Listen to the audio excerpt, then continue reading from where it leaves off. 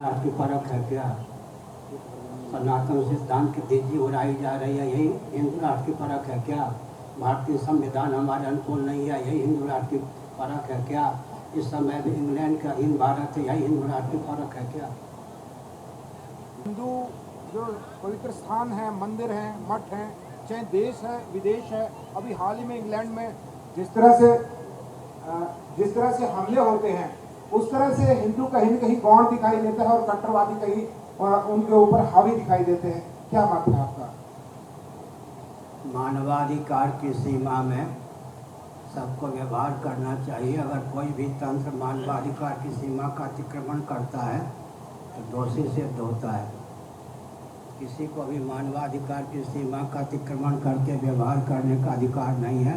अगर कोई तंत्र करता है तो दंड का अधिकारी है, हम उसको मान्यता नहीं देते। इसका मतलब ये सत्ता जो है देश की नरेंद्र मोदी के पास वो बिल्कुल फेल्योर है।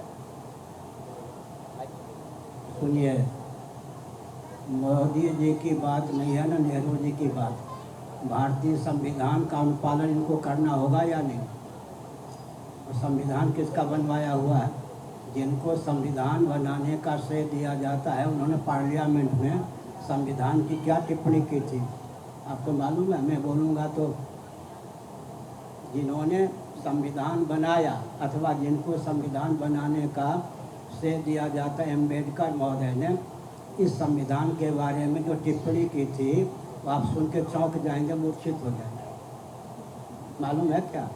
नहीं शॉर्ट में बता दीजिए। बता दीजिए जी। ये बंद करो। दिग्ध लोग जो भारत के खिलाफ षड्यंत्र रच रहे हैं वो पकड़े गए हैं और ऐसी मंशा जाहिर होती है कि भारत के विरुद्ध खासतौर पर अगर हम बात करें तो हिंदू समाज के तरफ छद्म युद्ध छेड़ने की उनकी मंशा है। कभी भिंडरवाला जी का नाम सुना है? उन्होंने किसी पवित्र स्थान का उपयोग किसके लिए किया? पवित्र स्थान की आड़ में अगर अराजकता कोई फैलाता है तो आसाम के मुख्यमंत्री का वक्तव्य याद रखिए। पवित्र संस्थान पर छापा नहीं मारा जा रहा है, पवित्र संस्थान के दुरुपयोग करने वालों के विरोध में, पवित्र स्थान को दूषित करने वाले के विरोध में छापा मारा जा रहा है। आसाम के मुख्यमंत्री ने कहा या क्या ये भारत सरकार हमसे पूछे तो हम बताएंगे। आप किस तरह से कहेंगे इस चीज को? किसको? जिस तरह से छापे मारे जा रहे हैं, इन लोगों को पकड़ा जा रहा है। किनको? जब जब आपने कट्टरवादी कह दिया तो फिर अवैध कहाँ हुआ? आपके मुंह से हमने कहलवा दिया, हम पत्रकार रहे हैं। का भी ब्रह्मलीन हो गए शंभानंद जी और उनके यहाँ पर 2 उत्तराधिकारी बनाए गए हैं। क्या ऐसा संभव है या ऐसा हो सकता है आपके संविधान में? किस संविधान में? आपकी जो शंकराचार्य पद्धति है उसमें उन्होंने अपने जीवन काल में किसी को उत्तराधिकारी के रूप में ख्यापित नहीं किया। यह बात सत्य है या नहीं? अब उनके देहत्याग के बाद 2 उत्तराधिकारी प्रकट हुए, समझ गए? ऐसी स्थिति में मैं शंकराचार्य हूँ, साथ ही साथ मैं संकेत करना चाहता हूँ जोशी मठ या ज्योतिर्मठ जिसको कहते हैं, उस पर उनको जब शंकराचार्य के रूप में प्रतिष्ठित किया गया था तो धर्म संघ ने यह कहा था, उन्होंने लिखा था कि धर्म संघ को अधिकार है कि जोशी मठ के शंकराचार्य का उत्तराधिकार धर्म संघ निर्णय करे। उन्होंने स्वयं लिखा है, धर्म संघ का अध्यक्ष मैं हूँ और मेरे पास लिखित कागजात हैं जिसमें उनका भी हस्ताक्षर है कि मैं धर्म संघ का अध्यक्ष हूँ। जोशी मठ के शंकराचार्य को ख्यापित करने का अधिकार ही नहीं बनता है किसी को, धर्म संघ के अध्यक्ष को पूछे बिना। और मैं केवल धर्म संघ का अध्यक्ष ही नहीं, एक पीठ का आचार्य भी। महाराज जी, जो वसीयत के आधार पर क्या उन्होंने जीवन काल में कहा था कि वसीयत के आधार पर कोई शंकराचार्य नहीं हो सकता, वसीयत का खंडन करते रहे। फिर उनके नाम पर वसीयत असली है नकली जांच कमीशन बैठे। बनाने की जो प्रक्रिया बनी है, 2 उत्तराधिकारी बनाए गए हैं, उस पर सवाल उठाए आपका क्या कहना है? अखाड़ा परिषद शंकराचार्य के अधीन है, अखाड़ा परिषद के अधीन हम नहीं हैं। ये अखाड़ा रविंद्र परिषद जी वाले इस बार उठाए। अखाड़ा परिषद वाले हमसे आकर अच्छी प्रकार से विचार विमर्श करें। अच्छा गुरुजी, आज जिस तरह से देश के अंदर जो राजनीतिक माहौल चल रहा है, एक तरफ भारतीय जनता पार्टी की सत्ता है, कई प्रदेशों में है, केंद्र में है। भारतीय जनता पार्टी कहती है कि वो भारत को विश्व गुरु बनाएगी और हिंदू राष्ट्र की तरफ वो अपने विचार व्यक्त करें। कोई मंत्री का नाम लीजिए जिन्होंने कहा कि हिंदू राष्ट्र बनाएंगे। चलिए, ये दूसरा मेरा प्रश्न सुनिएगा। 13 महीने पहले मैंने कहा था कोई भी राजनीतिक दल अगर कहे कि हम हिंदू राष्ट्र बनाएंगे तो संविधान की सीमा में चुनाव भी नहीं लड़ सकते। महाराज जी, अभी तक शंकराचार्य बनाने की क्या प्रक्रिया है, वो थोड़ा सा आगे बताएंगे? जो प्रामाणिक आचार्य होते हैं उनको अधिकार होता है कि उत्तराधिकारी का चयन करें। कदाचित वो प्रामाणिक हैं, उत्तराधिकार के चयन में प्रमाद बरतते हैं, तो धर्म संसद जो हम लोगों की है उसको अधिकार होता है कि निरस्त कर। अब वो सवाल पूछ रहे थे कुछ। दूसरी तरफ राहुल गांधी है, कन्याकुमारी से लेकर उन्होंने भारत जोड़ो यात्रा शुरू की है। विपक्षी दलों का कहना है कि भारतीय जनता पार्टी देश को तोड़ रही है, जबकि भारतीय जनता पार्टी कह रही है कि वो अखंड भारत बनाने का प्रयास कर रही है। आपकी समझ में आप क्या कहना चाहेंगे, भारत किस स्थिति में है आज के दिन? राजनीतिक दल इस शब्द का आपने कई बार प्रयोग किया ना। किसी राजनेता से पूछिए और आप ही से मैं पूछता हूँ, राजनीति की पहले परिभाषा करें ना, तब तो राजनेता और राजनीतिक दल की सिद्धि होगी। आप समाज के प्रति आपका चिंतन रहता है, क्या सुनिए। देश की वास्तव में सही स्थिति है? क्या देश राजनीति की परिभाषा मैं दे रहा हूँ। सुसंस्कृत, सुशिक्षित, सुरक्षित, संपन्न, सेवापरायण, स्वस्थ, सभ्यताप्रद व्यक्ति और समाज की संरचना, विकास और राजनीति की परिभाषा है। अन्यों के हित का ध्यान रखते हुए हिंदुओं के अस्तित्व, आदर्श की रक्षा, देश की सुरक्षा और अखंडता के लिए कटिबद्धता भारत में राजनीति की परिभाषा है। महाराज जी, जो सरकारें हैं किसी भी देश, मतलब इस समय भारत के किसी भी राज्य या देश की जो सरकार है, क्या शराब से ही चल रही है? जो भी उनका इनकम जो टैक्स है वो सबसे ज़्यादा शराबबंदी क्यों नहीं हुई है? मीट कारोबार क्यों नहीं बंद हुआ? जुआ, लॉटरी, सट्टा और मद्य, इन दोनों को हटा दें, भारत से अर्थ का स्रोत क्या है? आज तो पूरे विश्व में अर्थ का स्रोत किसको माना जाता है? लॉटरी, जुआ, सट्टा और मद्य को। इन दोनों को हटा दें। मान लीजिए एक प्रांत है बिहार, वहाँ नियंत्रण तो किया गया। अब जो विद्यार्थी हैं तो थैले में शराब की बोतल लेके जाते हैं, तस्करी करते हैं। आप क्या मानते हैं?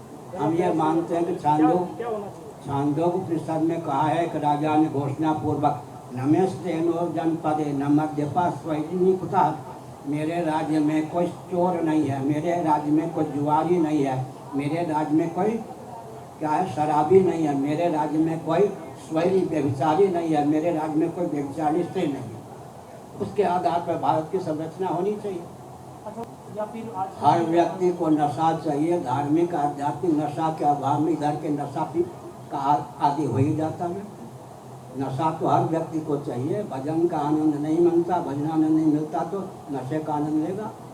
नशा हर व्यक्ति को चाहिए नशा, लेकिन वो दिशाहीनता क्यों है? क्योंकि धर्म और ईश्वर के नशा से दूर है, इसलिए राष्ट्रभक्ति के नशा से दूर है, इसलिए नशा तो हर व्यक्ति को चाहिए। ये समय जो ब्राह्मणों का देश में चल रहा है, क्या कि शनि चल- राहु केतु कि जी आपको नष्ट कर देंगे, भ्रष्ट कर देंगे, पद भ्रष्ट कर देंगे। कौन कह रहे हैं? नहीं, जो ब्राह्मणों का इस समय चल रहा क्या? है कि जी शनि राहु केतु जो लोगों को बता रहे हैं, तो ये इस समय उनका क्या? ज्योतिष एक वेदांग है, गणित की पराकाष्ठा होती है ज्योतिष में। ज्योतिष के नाम पर दम्भ न हो और ठीक ठाक ज्योतिष का ज्ञान हो तब, लेकिन भविष्यवक्ता बन करके देश को डराना, किसी को डराना उचित नहीं। भविष्य निर्माता होना चाहिए, भविष्य वक्ता होकर के देश को दिशाहीन करने का प्रयास कोई ज्योतिषी न करे। गुरुजी, देखिए, गोभिर विप्रैश्च वेदैश्च सत्यवी सत्यवादिवी अनुदैर् दानशीलैश्च सत्यभिर् धार्यते महिम। स्कंद पुराण माहेश्वर कुमारिका खंड अध्याय 2, काशी खंड अध्याय 2। एक ही श्लोक स्कंद पुराण में 2 बार प्रयुक्त हुआ है। पृथ्वी के 7 धारक हैं। जैसे मकान है ना, दीवार और खंभे इसके धारक हैं, इनको गिरा दिया जाए तो मकान क्या रहेगा? उन धारकों में सबसे पहले गोभी गोवंश है। कि सदाचार संयम संपन्न वेदज्ञ ब्राह्मण हैं, सती साध्वी देवियां हैं, गोभिर विप्र और वेद हैं, ऋक यजु सामथर्व, सत्यवादी धर्मशील और निर्लोभ व्यक्ति हैं, दानशील ये पृथ्वी के 7 धारक हैं। 7 धारकों को विकृत विलुप्त करने का षड्यंत्र चल रहा है। दूसरी बात है कि विकास की बात कही जाती है, लेकिन धर्म कामश्च कालश्च वसुर्वासुकिरेवचानंत कपिलश्चैव सप्तैते धरणीधरा। महाभारत के अनुसार 7 पृथ्वी के धारक हैं। 7 का अंतर्भाव 5 में हो जाता है। धर्म अर्थ काम मोक्ष और काल विचार करके देखें तो काल कबलित है, कुपित है। धर्म के नाम पर धर्म नहीं, अर्थ के नाम पर अर्थ नहीं, काम के नाम पर काम नहीं, मोक्ष के नाम पर मोक्ष नहीं। भगवत कृपा से बीज मात्र शेष है। इसलिए ऊर्जा के जो स्रोत हैं, आस्तिक नास्तिक उभय सम्मत, वैदिक अवैदिक उभय सम्मत, पृथ्वी जल तेज वायु इतने कुपित क्षुब्ध हो गए हैं, इतने कुपित और क्षुब्ध हो गए हैं, विकृत हो गए हैं कि चंद्रमा की सतह भी कई मीटर धंस गई है। विकास के नाम पर बवाल है।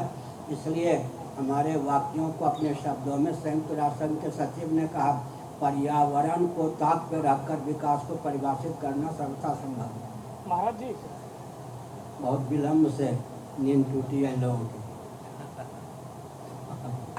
गुरुजी सुनिए, इतना ही क्यों कहे ना कि मक्का भी हमारे वहाँ मक्केश्वर महादेव थे या नहीं? अभी कहने का साहस नहीं है ना। मक्का में कौन थे? मक्केश्वर महादेव थे या नहीं? अब हवाई जहाज उड़ान भरो तो 3 घंटे लगेंगे। 3000 किलोमीटर दूर मक्का में मक्केश्वर महादेव थे या नहीं? शिव पुराण अंक है, शिवोपासना अंक है, कल्याण का उसमें पढ़िए। दावा करने हैं तो वहाँ तक कीजिए। तो क्या आप भी दावा करोगे कि मक्का पर हमारा दावा होगा? आप दावा करोगे? दावा करोगे? आपसे पूछ के हम तो कहते हैं मक्केश्वर महादेव हमारे थे। काम नहीं है।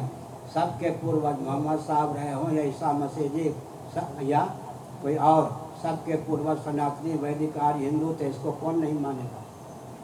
सबके पूर्वज का नाम सनातनी वैदिक आर्य हिंदू। भटकन को दूर करें, अपने पूर्वजों की पहचान होनी चाहिए। पूर्वजों के मार्ग पर चल के जीवन को धन्य करें। लौकिक उत्कर्ष, पारलौकिक उत्कर्ष और परमात्मा की प्राप्ति का मार्ग भी प्रशस्त करें। तो गुरुजी, जिस तरह से मुसलमान समुदाय ही ये बात क्यों नहीं समझ पा रहा है कि हमारे पूर्वज हिंदू थे? अंदर से समझ रहा है, बाहर से बोल रहा है, इसलिए सफल नहीं हो रहा। धर्म जाति का चुनाव आते हैं तभी होते हैं, तभी लोग बांटे जाते हैं। सुनिए, चुनाव के नाम पर जातिवाद और वैसे रोटी बेटी एक करो बात, दोहरी बात हो गई ना नेताओं। जहाँ रोटी बेटी की मर्यादा की रक्षा करनी चाहिए, वहाँ तो रोटी बेटी को एक करो कहते हैं। चुनाव के अवसर पर रोटी बेटी का नाम लेते हैं। दुमुहे सर हो गए, 2 ढंग की बात करने वाले राजनेता हो गए। कोई भी दल ऐसा नहीं है भारत में जो सत्ता लोलुपता दूरदर्शिता के चपेट से मुक्त हो। चंगी गल क्या भाजपा भी इस समय जो सत्ताधारी पार्टी है? सत्ता लोलुपता दूरदर्शिता के चपेट से मुक्त कोई भी दल भारत में नहीं है। इससे ज़्यादा आप क्या सुनेंगे? बहुत बढ़िया गुरुजी। हिंदू समाज अगर वर्णाश्रम को न छोड़ता तो शिक्षा, रक्षा, अर्थ सेवा के प्रकल्प को चलाने के लिए जिस वर्ग में जितनी संख्या होनी चाहिए थी उतनी स्वभाव से होती। ब्राह्मणों को कहा गया कि ब्रह्मचर्य आश्रम, गृहस्थ आश्रम, वानप्रस्थ आश्रम, संन्यास आश्रम चारों में आप अधिकृत हैं। ब्रह्मचर्य आश्रम, वानप्रस्थ आश्रम, संन्यास में भोगराग की गति नहीं। शिक्षाविद विश्व को नेतृत्व देने वाले ब्राह्मणों की जितनी संख्या होनी चाहिए थी उतनी होती थी। क्षत्रियों से कहा गया कि धर्म युद्ध में आप अधिकृत हैं, चाहे कल शादी होनी हो या कल शादी हुई हो। अभिमन्यु जैसे 7 महीने पहले कुल शादी हुई थी, अभिमन्यु घर में रुके क्या? रुकते तो उनकी पत्नी खबर लेती है या नहीं? इसलिए क्षत्रियों से कहा कि धर्म युद्ध में आप अधिकृत हैं, संन्यास का दरवाजा मत खटखटाइए। रक्षा वेत्ताओं की जितनी संख्या होनी थी उससे ज़्यादा नहीं होती थी। वैश्यों से कहा गया कि वानप्रस्थ संन्यास का दरवाजा मत खटखटाइए। कृषि गौरव से वाणिज्य का आपके ऊपर प्रकल्प प्राप्त है उत्तर, उसके निर्वाह के लिए आवश्यक क्या कि ब्रह्मचर्य आश्रम, गृहस्थाश्रम तक सीमित रहिए। वैश्यों से, शूद्रों से कहा गया कि कुटीर उद्योग, लघु उद्योग सारे प्रकल्प श्रम के आपके ऊपर निर्भर हैं। ऐसी स्थिति में अगर आप गुरुकुल का, वानप्रस्थ आश्रम का, संन्यास आश्रम का दरवाजा खटखटाएंगे तो अर्थ के जो स्रोत हैं वो सब विलुप्त हो जाएंगे। इसलिए हमारे यहाँ संतुलित जनसंख्या होती थी। इसका मतलब बिना परिवार नियोजन के, बिना गर्भपात के संख्या अपने आप संतुलित रहती। व्यवस्था के अनुसार साधु माने सन्यासी बनने का अधिकार कितने व्यक्तियों को? सनातन मर्यादा का उल्लंघन करके ही तो अधिक भीड़ हुई है ना, नहीं तो मैंने पहले थे। बहुत बहुत शुक्रिया आपका। बहुत बढ़िया।